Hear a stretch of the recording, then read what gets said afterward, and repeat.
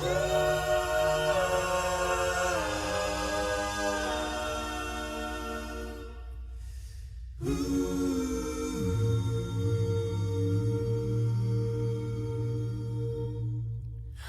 to the Real Bible Rob podcast. Today I'm going to talk about one of the more emotionally charged aspects of the Gospels, one that responds very differently for women and for men, and that is the stories of Mary and Martha, and the who are the sisters of Lazarus, who was raised from the dead, and also what this story says about the relationship of men and women, also about the audacity of these women, both of these women. These stories, especially, are used very badly for a couple of reasons. One is this idea that oftentimes Mary is shamed or looks like she's shamed. And, the Marthas in life who say, hey, you're not working hard enough. But also, people think that, well, Jesus is shaming Martha because she's saying, no, Mary chose the right one. That's a fundamental misunderstanding of the social context of this passage and some of the language here. So I'd like to clear that up a little bit and show how this story actually really lifts up both women in a very Jesus-like way. Also, how it's related to other stories in the New Testament, but in also the another part of the story, because it's both in Luke and in John, and in the John aspect of the story, it talks about Lazarus, and then at the end of the dialogue that Jesus has with Lazarus, he says, "The poor will always be with you. I'm not always with you." And this one verse has been used so badly. It's been used by people who are basically trying to excuse not helping the poor, and by people who just don't think that social justice has anything to do with Christianity, and use it against the poor. So I'd like to clear that up as well. So these are really really important story. So let's get into it. I'll start by reading just a little bit from Luke chapter 10, and then explain a couple of words in there and talk a little about social location, and then talk about how it's there are two versions of the story from two different aspects, one from Luke, one from John, of the same account. In Luke chapter 10, you don't really have the background about who Mary and Martha are and Lazarus, whereas in John chapter 11, you have lots of background about who they are, their relationship with Jesus, and everything. So when you put the stories together, you can get a more complete picture. So let's get started then with Luke chapter 10 and Martha and Mary. Starting with verse 38, it says, "Now they went on their way. He encountered a certain village," which would be Bethany, "where a woman named Martha welcomed him. She had a sister named Mary who sat at Jesus' feet and listened to what he was saying. But Martha was distracted by her many tasks, so she came to him and asked, 'Lord, do you not care that my sister has left me to do all the work by myself? Tell her, then, to help me.' But the Lord answered her, 'Martha, Martha, you are worried and distracted by many things, but few things are needed, indeed only one. Mary has chosen the better part, which will not be taken away from her.'" So this is a very key, and you can see it looks like Jesus, if you take this passage alone, is rebuking Martha for being a busybody, and saying, no, Mary, who's the quiet one sitting at his feet, is taking the better part.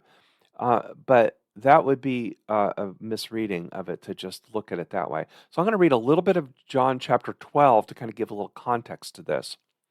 Starting with verse 1, 6 days before the Passover, Jesus came to Bethany, the home of Lazarus, whom he had raised from the dead. There they gave a dinner for him.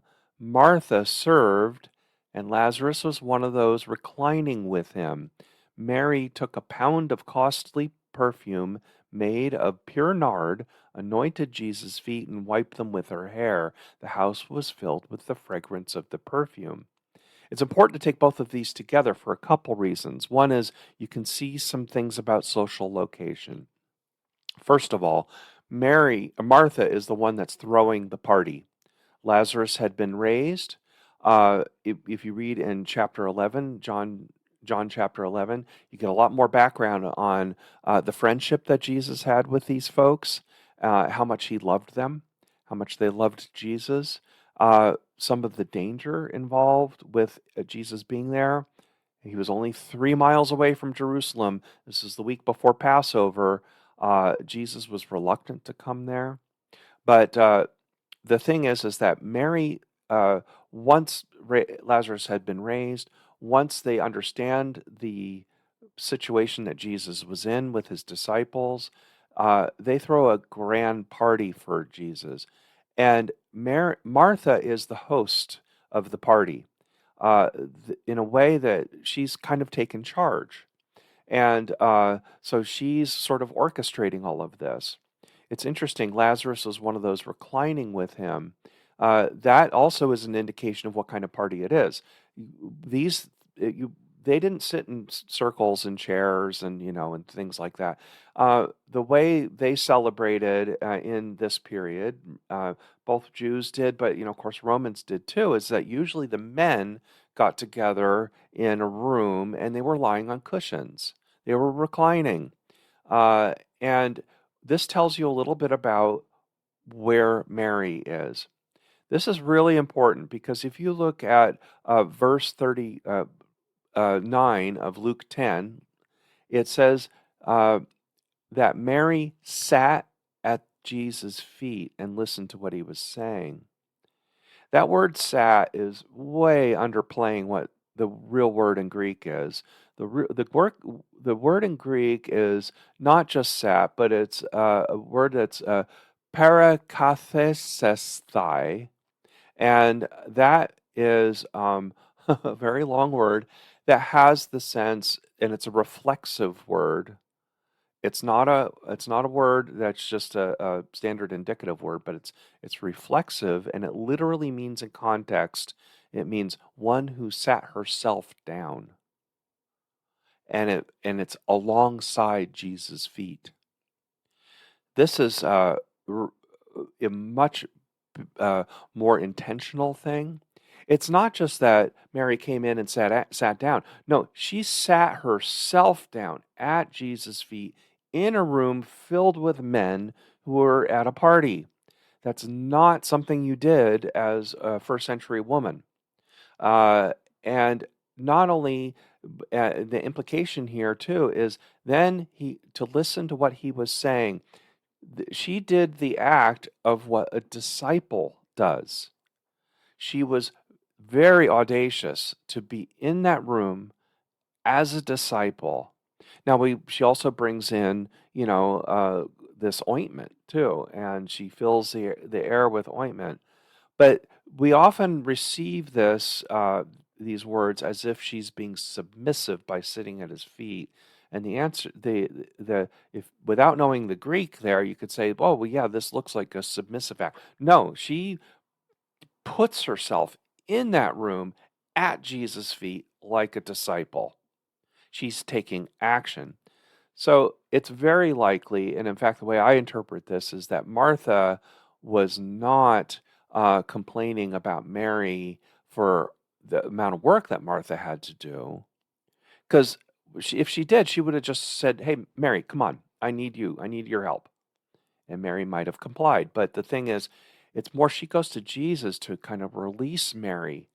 She may have done this in a way to not embarrass Jesus or the men there. She may have, whispered to Jesus on the side, just say, "Come on, release Mary, get her out of here." Probably more out of embarrassment to say, "Mary, come on, you can't be in there with those men. Don't do it. No, no, don't do it." Uh, she wanted to keep protocol. Remember, she's the host. She's the one that's serving. She's the one that's preparing the food. Yeah, it's true that she may have needed help to do that, and she wanted Mary to be in her traditional role with her to provide that, but it was also this, oh my God, look at what Mary's doing. Look, oh my, we're not supposed to do that kind of thing. So the way that Jesus responds to them is a just beautiful. He does this in many other cases throughout the New Testament where he's put into kind of a social bind between people and he just brings them together. He says, Martha, Martha, you're so worried and distracted by many things. That's actually an acknowledgement of the fact that Martha is doing all the work, that she cares. That's lifting Martha up. It's not rebuking Martha for being busy. It's not the busybody thing that people mostly say. But then he's going to say, but few things are needed. I need you to focus, Martha. Indeed, only one. And that, is a reference to the fact that he's being anointed. About a week later, he's going to be on the cross, and maybe they don't know this yet. Mary has chosen the better part, which will not be taken away from her. So when he's talking to Martha, he's saying, no, it's okay for Mary to be here. Not only is it okay for Mary to be here, she's invited here. I want her here. She's important in this process, just like you, Martha, are important in this process. You're throwing the party, and she's doing the anointing. Both roles are needed. Both women are lifted up by this. So for us to use it as shaming, it's often used for shaming in two different ways. One is Martha's a busybody and she's not concerned about spiritual matters. She's too busy, being the hostess instead of, seeing what Jesus is really doing. Now, yes, but why Jesus isn't shaming her, he's just redirecting her. In the same way, Mary, you could say it's often used to shame Mary. Well, Mary's, her head's in the clouds. She's not doing her part. She's not working hard enough. A lot of times women will take this as and go, hey, that lazy sister, I'm the one. It's not just women, of course, it's anyone who does a lot of work around, and it just seems like other people just let things go. I think of the prodigal son's brother like this, right? He's kind of like a Martha. He's saying, "You look at him. He's a bum, and I'm doing all the work. Come on, I should be the one." There may be some of that, but this idea of we see opposites here. This is kind of a Jewish parallelism thing that we often see in this society. And what we're seeing is that he's telling the story. The story is being told to show that Jesus is honoring both women in both the one that's doing the work and being the host, which is an audacious thing, and the one who is anointing and sitting at his feet like a disciple. If anything, you could even say this is, you know what? Martha and Mary, you're both disciples. You're both important to me. That's very much the sense of what we should get out of it. There's no shaming here, not from Jesus at least, but we use it for that. Isn't that sad that we use this wonderful story for that? Then we go to the next part, and this is where Mary is anointing the feet of Jesus, anointing Jesus with a pound of perfume or ointment made of nard. Nard comes from India. Had to come through the Arabian trade routes. That's why it was so expensive. And and this is an enormous amount, probably something like a cup and a half, like 12 ounces of nard. If it was a Roman pound, was likely. And this is ointment that was often used in burial rites, and like the spices that we hear about in burial. The tombs were perfumed, obviously because of the stench, and it was part of this. You can also see how, isn't this interesting? We're kind of parallel here is that Mary's bringing a pound of nard perfume here to Jesus when her brother was in the tomb, and it even says that you could smell the stench after being in the tomb for 4 days. A chapter before this, kind of interesting comparison there. But what's interesting about this is not so much that she's anointing him, uh, which, like I said, is an audacious act, but it's more the fact that uh, it's kind of like a break the glass moment. Mary's the one that recognizes out of all these people here, she's the one that recognizes this is when you've got to pop the cork, you've got to break the glass. This party here is so important that it necessitates bringing out the really expensive stuff. And that's what she's doing. Now, as Judas comes and says, come on, you could sell 12 ounces of this ointment for 300 denarii, which is a whole year's wage for a laborer at that time. Probably something that we would think of in terms of like $50,000 or something like that. A very large amount of money. And why not give it to the poor? Now, the narrator here puts a parenthetical statement in verse 6 and says, this is not because he cared about the poor, but because he was a thief and he held the common purse and was going to steal what was in it. Um, whether that's just a screed against Judas, it's something that we can be familiar with, right? Is to use the poor to say, we need to not do these things because there are starving children in China. There are poor people that need these resources. We shouldn't be built, but you could even take it one step further. We shouldn't have beautiful sanctuaries or fund libraries or do civic things because we need to take care of the poor. A lot of times when people say things like that, they're not really interested in the poor. They're kind of like Judas, or using that as an excuse. What Jesus comes back with is says, come on, leave her alone. She brought it so that she might keep it for the day of my burial. Interesting. Again, Mary's the one that gets this, how important this moment is. Then we go into the next statement. You always have the poor with you, but you don't always have me. This verse 8, John 12:8, has been used so often by people, plucked out to say, yeah, but the poor will always be there, as if that gives an excuse for not helping the poor. Um, that gives an excuse for denying benefits to the poor. In our world today, we often see that this verse is used for things like, to say the poor shouldn't have welfare or social programs or something like that. It's just so dishonest, and it's such a bad use of this verse, often done, right? Where somebody will take a particular verse out of context and then they'll just use it as a weapon. Don't do it. It should not be used to shame people or anything, any part of this story. But the other thing about this that's so interesting is that Judas is also, there's this contrasting here. You wonder, in fact, I wonder if this may be the moment when Judas decides, within a week, it's only going to be a few days later, to uh, go to, betray Jesus. Maybe Judas was one of those spies that Jesus was worried about. He didn't want to come to Bethany too early.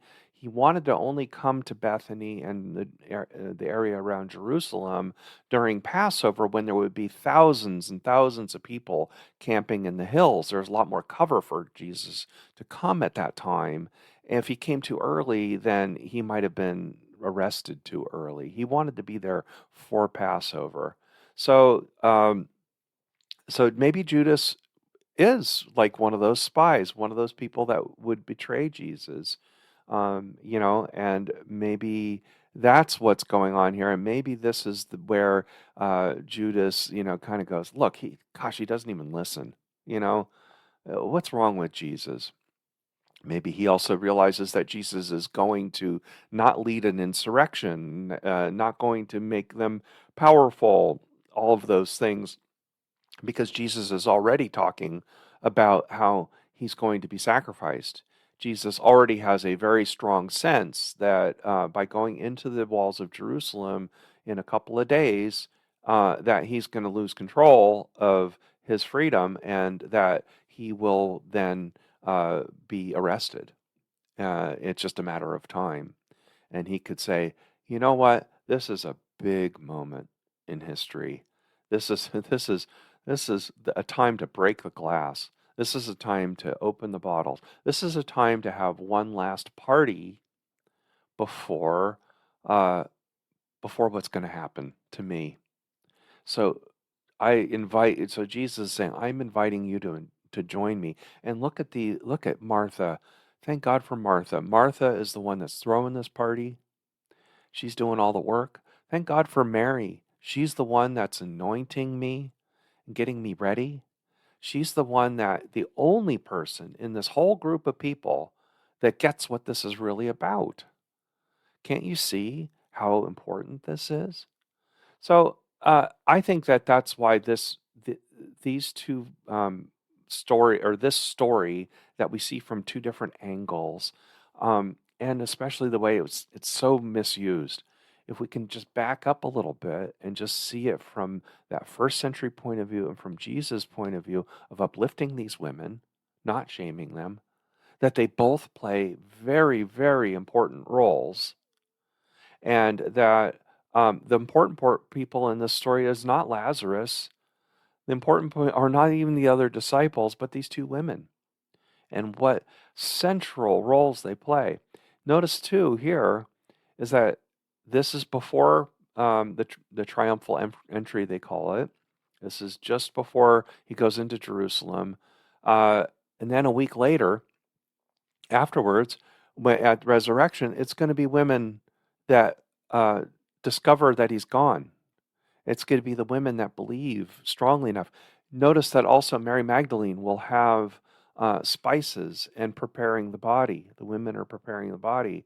Here, this Mary, is preparing Jesus before. Notice the parallels there. The women play the most important roles in these stories here.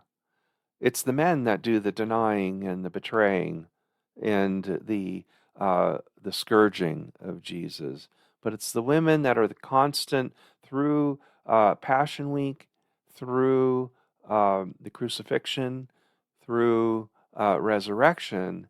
It's these women that keep things going and keep perspective, the right perspective, not only just doing the work, but also being the ones that understand what's really going on here.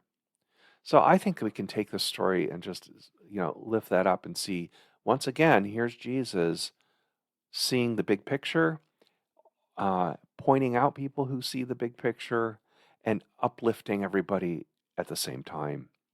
Isn't that great? So with that, I say, people say lots of things about the Bible, especially these couple of verses that they use so badly that aren't really there. And with that, I say, God bless you.